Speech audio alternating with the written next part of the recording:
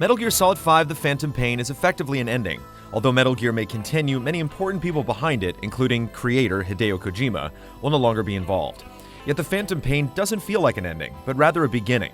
The game marks a bold new chapter for the series, taking it in a direction it's never been before. Set in a huge open world, Metal Gear has never felt so expansive. It's far more than space, though, that makes the game so different. Phantom Pain is extremely ambitious in nearly every aspect, and while it does occasionally falter under the weight of that ambition, it nonetheless features and allows for many incredible moments. Phantom Pain begins 9 years after the events of Ground Zeroes, a prologue that came out last year. Big Boss and his crew of Diamond Dogs seek revenge against the man that betrayed them. Although there's a lot more we could say about the story, it's best to go in knowing as little as possible. What is important is how the game's story is told and what it accomplishes. First and foremost, Phantom Pain isn't especially friendly to those new to the series. Unless you're sufficiently caught up on Metal Gear lore, expect many of the finer details, and maybe even some of the bigger ones, to sound like complete gibberish. Phantom Pain is most valuable to those already invested in Kojima's craziness. What's different this time is that there feels like a lot less dialogue. The story relies on what characters do more than what they say. Even in the most important moments, there's not the usual heavy exposition found in most other Metal Gear games. It's a very intentional choice that ties heavily into the core themes of the game. Yet those themes aren't always made very clear, and even when they aren't always explained immediately. Again, this always seems deliberate. A lot is left to interpretation, and many connections between characters and ideas take a long time to surface.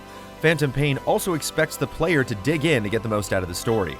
Dozens and dozens of cassette tapes slowly acquired throughout the game fill in vital gaps. They're so important that it's hard getting the full picture without them.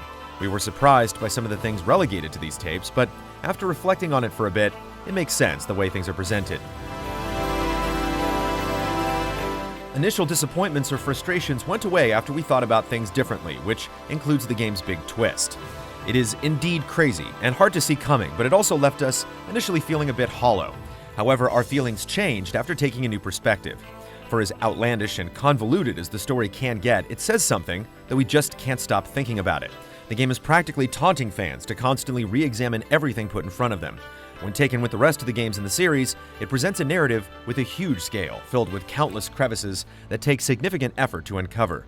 Even though not all of it works, it's a pleasure trying to untie the Gordian knot put in front of players. The Phantom Pain deeply cares about the world it presents, and challenges you to appreciate it.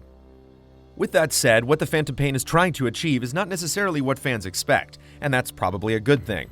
It has a lot to say about political and ideological issues, things that are worth hearing and that few other games would touch. Unfortunately, the quality of the writing doesn't always properly support these grand sentiments. There are moments when dialogue sounds forced or things are hurriedly explained away. There are times when the script leaps too quickly, making it difficult to relate to or enjoy. Far worse, though, is that huge story threads are left wide open. It's as if the Phantom Pain has more to say, but gets abruptly cut off. Even completely removed from the story, though, the Phantom Pain is exceptional.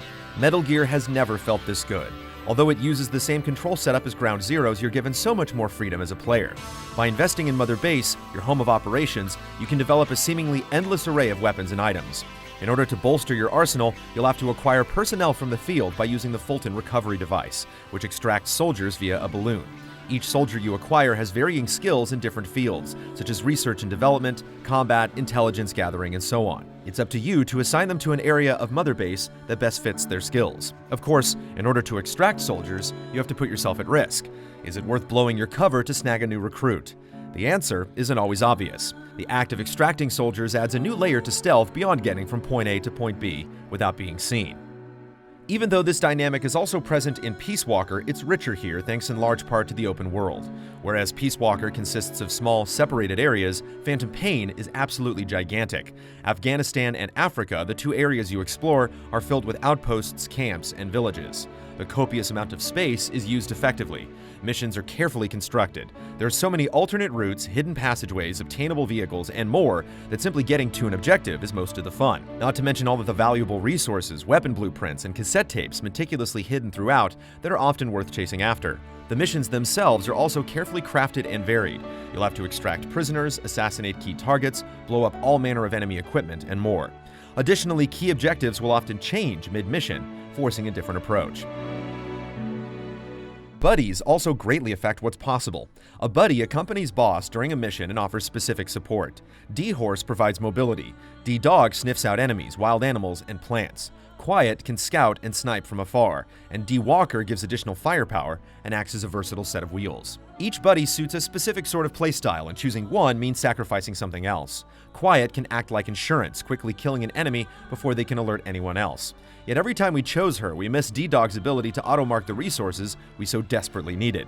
A buddy's capability is limited by how much time you spend with them, and you increase your bond by working together during missions. As you do so, you'll unlock new weapons and commands. Quiet can only kill enemies with an unsuppressed sniper rifle to start with, but over time you can give her a silent rifle that fires tranquilizer rounds, making her even more valuable. Much like Ground Zeroes, the enemy AI is extremely sophisticated. Constant patrols, numerous watchtowers, and well-placed snipers make it easy to get seen, especially in daylight. If you do get caught, the consequences are dire. Guards don't give up their search very easily. They'll scour your last known position, shoot flares into the sky to make you more visible, call in air support, and radio for reinforcements from other outposts. The enemy also adapts to your tactics over time. Relying on your suppressed tranquilizer gun to knock out guards with a single headshot, they'll start wearing helmets to better protect themselves. So if sandstorms come in,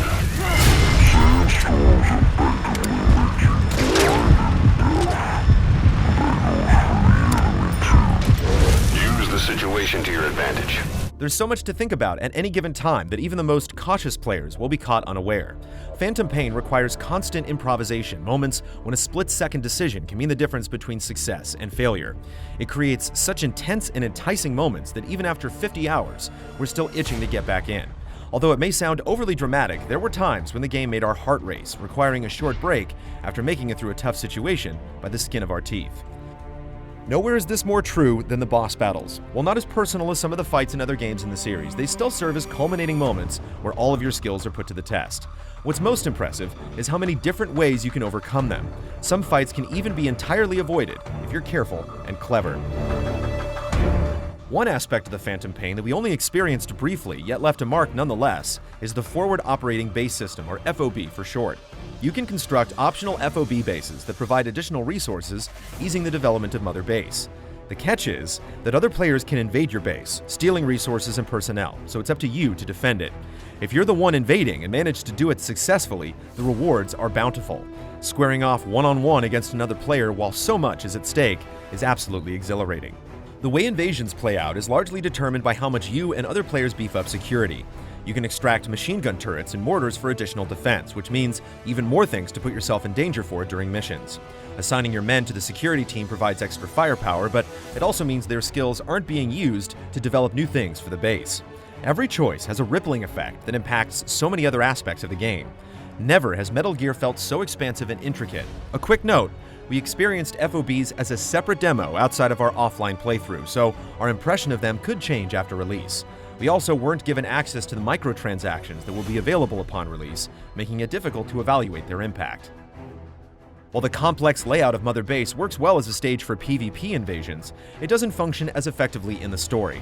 There's just not much to see at Mother Base. For the most part, it feels sparse and lifeless. Sure, you can listen to conversations between soldiers, but these conversations add little and often repeat.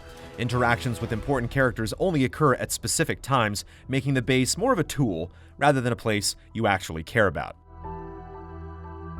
It also feels like the game needs at least one more area to explore. While Africa and Afghanistan are indeed huge with a lot of things in them, the scenery becomes stagnant after a while. The story took us around 40 hours to finish, and by the end, the two areas had been overplayed, no longer instilling the same awe they originally did. Make no mistake though, the Phantom Pain is excellent. It expands and enriches Metal Gear Solid without compromising the qualities that make the series so beloved. Despite the huge scope, Hollywood talent, and technical flashiness, there's a subtlety to the Phantom Pain that's truly captured our hearts. Even now, we're still turning its events over and over again in our minds. So rarely do game stories demand so much consideration. Decades later, it's incredible that Metal Gear can still captivate, inspire, and amaze. The Phantom Pain is another significant addition to an enduring legacy.